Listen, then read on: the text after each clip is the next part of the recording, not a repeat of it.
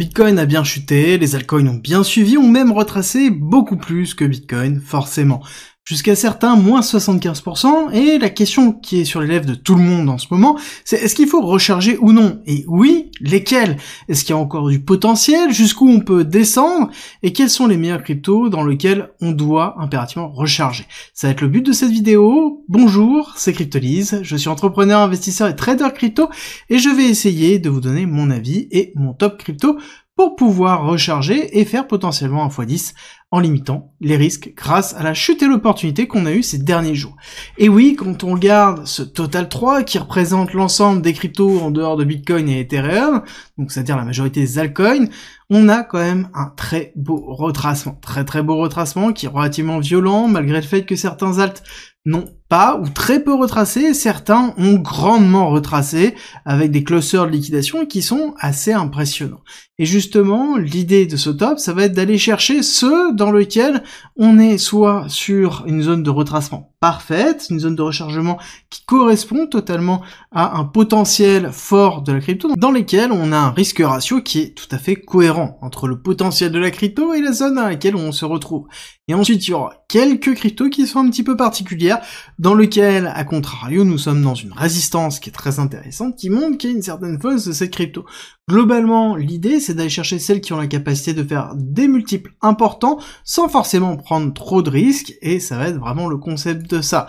À savoir que quand on regarde un petit peu la chute du BTC, qui est cette petite courbe bleue que l'on retrouve là, on voit bien l'impact qu'il y a eu sur l'ensemble des altcoins, qui sont l'ensemble ici des cryptos qui se trouvent ici. Toute cette petite courbe représente chacune d'elles un altcoin, et on voit que on a bien morflé, et qu'on a un petit rebond qui s'est effectué, mais on a bien une nouvelle tendance baissière qui se met en place ici, qui est beaucoup plus légère, mais qui est bien présente.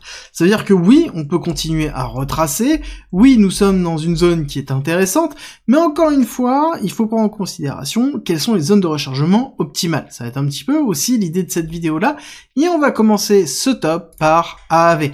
AAV, dans lequel on est toujours dans cette zone de 618, donc zone de retracement idéal, on a bien retesté la zone de compression dans laquelle on est sorti de cette zone d'accumulation, on est dans une market cap qui est dans les alentours de 1,2 milliard, donc qui est tout à fait cohérent, et ce serait aussi cohérent d'aller chercher une market cap potentiellement supérieure à 10 milliards, donc un gros potentiel dans une zone de rechargement qui est intéressante. On peut aller un petit peu plus bas, on peut aller titiller les 67 $ avec le 786 qui se trouve ici, et notamment combler tout l'imbalance qui se trouve là. Donc c'est la zone à surveiller pour cette crypto. Ensuite, on va aller voir AKT, la crypto d'Akash. Forcément, gros protocole autour de la DePIN, c'est-à-dire l'infrastructure décentralisée, très tournée vers l'intelligence artificielle. Alors, il y a eu une grosse dispute entre IO.net et AKT il y a peu, dans lequel ils se sont tirés dans les pattes, notamment Akash a dit que IO.net était une forme de scam. Bref, tout ça pour dire que AKT reste quand même un des leaders, même s'ils ont un positionnement qui reste un peu moyen quand on regarde les types de communication qu'ils ont. Et pourquoi j'en parle maintenant? Parce que clairement, on est quand même loin de la zone de rechargement optimale, hein.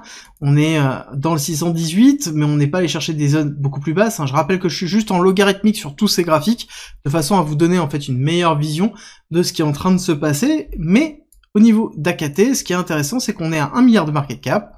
C'est quelque chose qui a largement le potentiel de dépasser les 10-15 milliards, à part le fait qu'il est dans l'écosystème Cosmos, c'est peut-être la seule chose qui fait qu'il a vraiment du mal à décoller, mais techniquement on est dans le 618, on est dans une zone de retest dans laquelle il y a beaucoup de liquidité, donc qui va être défendue. On a quand même ici la mise en place d'un début de distribution, donc il va falloir surveiller sur le long terme, mais en l'occurrence on a quand même un setup qui est plutôt intéressant sur le court moyen terme au niveau d'AKT. Ensuite on va aller regarder Dusk. Dusk, ça fait longtemps, j'en ai pas parlé, c'est une crypto qui est très intéressante quand on comprend un petit peu l'ensemble de l'écosystème qui tourne autour de Dusk, et surtout on a fait une grosse accélération avec une rupture de l'accumulation qu'on avait dans cette partie basse. Quand on a cassé les 0,27, ça a été vraiment la rupture haussière, et là on est en train de les retester. C'est un petit peu le même principe que quand on sort d'un range, on sort d'une accumulation, on sort d'un range, ici on a l'accumulation, on sort, on reteste une deuxième fois. Tant que le support tient, on est dans le 618, donc on est bien dans quelque chose qui pourrait pousser, à savoir qu'on est dans 143 millions de $, donc c'est certainement la plus petite market cap que je vais vous présenter dans ce top-là, dans lequel on a le potentiel, encore une fois, d'aller dépasser les 1,5, 2, 3 milliards de $, si jamais on a un bull run, une phase d'expansion qui est cohérente, et dans lequel on a un très beau rebond qui se met en place au niveau de Dusk. Si on continue dans les cryptos, on va avoir forcément Fetch, la crypto de Fetch, à savoir que Fetch fait partie du trio qui y aura à travers Asie, donc qui est la crypto qui va regrouper Fetch, Océan et AGX.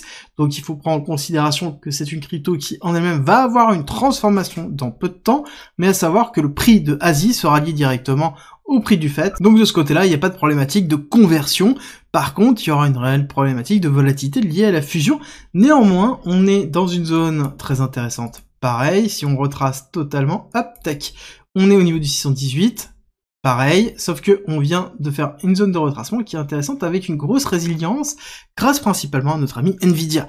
Nvidia pousse, on parle beaucoup d'intelligence artificielle sur la macroéconomie, donc forcément, on va parler d'intelligence artificielle dans la crypto-monnaie, et donc, Fetch, ainsi que toutes les cryptos qui tournent autour de l'intelligence artificielle, monte et pousse très fort, et c'est ce qu'on a pu voir sur cette dernière semaine, et donc il serait tout à fait cohérent de se dire que si on va retester plus bas, ou si on reste dans ces zones de rachat, ça peut être intéressant de renforcer ou de créer une position, et c'est le cas un petit peu de toutes les cryptos, c'est de vous donner les zones qui sont intéressantes, parce qu'on a déjà bien retracé, on est dans une zone de retracement, et que on a potentiellement un rebond qui peut être intéressant. Ici on va avoir HBAR pour Hedera. Hedera, c'est une blockchain que j'ai présentée il y a très longtemps, ça fait longtemps que j'ai pas fait de mise à jour, c'est l'occasion d'en reparler, et qui est un peu dans un setup qui ressemble quand même vachement à AV, c'est la première que je vous ai présentée. Pourquoi? Parce qu'on a une grosse phase d'accumulation qui est ici, rupture de la phase d'accumulation, premier retest, deuxième retest, et là on est dans cette phase de retest qui est excessivement bien défendue, et donc là, ce que l'on peut attendre, c'est avoir une réaccélération. On est, si je ne dis pas de bêtises, que je n'ai pas tiré le Fibonacci, chose qu'on va faire ensemble tout de suite, tac, Fibonacci, on est bien dans le 618-786 du mouvement d'accélération, donc on est bien dans une zone de retracement classique, et on a une zone qui va être de toute façon, en tous les cas, excessivement défendue, qui va être ici les 0,067, donc même si on a une accélération baissière encore une nouvelle fois, on sera encore une fois dans une zone intéressante de retracement, pour une market cap qui sera dans les alentours de 3,6 milliards de dollars, et HBAR, on peut aller chercher en effet les 30 milliards de dollars, à partir du moment où on est dans une phase d'expansion, et que on a un marketing poussé au niveau de Hedera, à savoir que c'est lié à une implémentation directement américaine, donc il y a un intérêt aussi au protocole en lui-même. Par contre, on va être forcément lié à la réglementation US. Ensuite, on va se diriger vers des market cap un petit peu plus élevés, encore, avec Sei, protocole très intéressant, dans lequel on a eu un lancement qui a été assez agressif, et depuis, on retrace fortement. Pour moi, Sei, on est encore loin de la zone parfaite, mais on commence à être dans une zone intéressante de retracement. Je pense qu'on peut aller chercher les alentours des 0,26, voire même un petit peu plus bas, les 0,22 pour aller vraiment faire un retracement profond. On est dans une market cap qui est dans les alentours de 3 milliards de dollars, un petit peu plus, une market cap diluée bien évidemment, et donc pour moi c'est un type de protocole qui peut aller dépasser les 30 milliards de dollars, encore une fois dans une phase d'expansion, parce qu'on est dans un protocole de Layer 1 qui est intéressant, qui a énormément de potentiel et qui a une volonté d'expansion qui est relativement fort. Par contre, est-ce qu'il va être utilisé, est-ce qu'il va avoir de l'incentive, est-ce qu'il va y avoir de la communication? C'est tout ça qu'il va falloir surveiller, voir si oui ou non le projet va décoller. En parlant d'un projet qui décolle, on va parler de Link, la crypto de Chainlink. Chainlink, forcément grosse market cap, là-dessus vous allez me dire oui, faire x10, tout ça, vous inquiétez pas, on va en discuter. Mais en l'occurrence, 13 milliards de market cap, oui, c'est conséquent, ça fait partie des plus grosses market cap que je vais vous présenter ici, mais ça empêche qu'on est quand même dans quelque chose de très très propre. Ici, on est dans une phase de réaccumulation, on a cassé la phase de réaccumulation très fort, hein. Vraiment la cassure a été vraiment puissante sur Link, donc Link, à cette période-là, je vous disais que c'était plutôt un stablecoin, hein. C'était une zone de réaccumulation très très longue, donc très grosse accélération, premier retest, deuxième retest, troisième retest. Là-dessus, les spécialistes me diront, oui, mais alors, on est quand même dans un épaule pour aller chercher potentiellement ici, ce qui serait tout à fait cohérent. Pour moi, il serait possible de voir un Link tâter les 9 $, dans lequel on irait retester quoi? On irait retester, regardez-moi ça, ici, cette belle phase de réaccumulation, et donc le top des 9-10 $, qui serait une zone parfaite de retest ici. Et c'est pour ça que j'en parle maintenant. Peut-être c'est pas intéressant maintenant de l'acheter, mais Link, c'est intéressant de le garder à l'œil. C'est une crypto qui est excessivement utilisée, notamment dans la finance traditionnelle, elle est au cœur de plein de projets.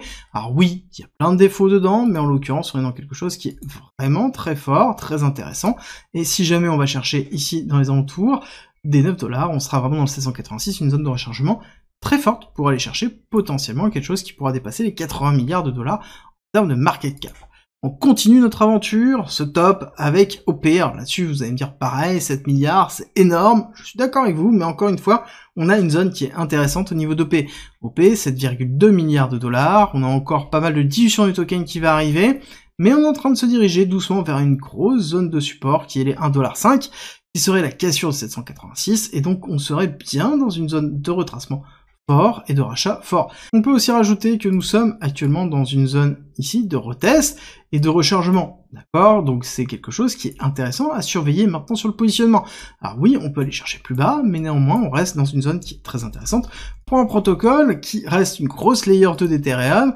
On sait très bien que l'ensemble de l'écosystème d'Ethereum a beaucoup de mal à cause de la réglementation autour d'Ethereum et des peurs de la réglementation et de la SEC sur Ether, mais ça n'empêche qu'on est quand même dans, certainement, une des blockchains les plus utilisées dans les layers 2 d'Ethereum. Ensuite, nous avons Sui, protocole qui s'est lancé l'année dernière, très intéressant comme protocole, qui est développé en Move.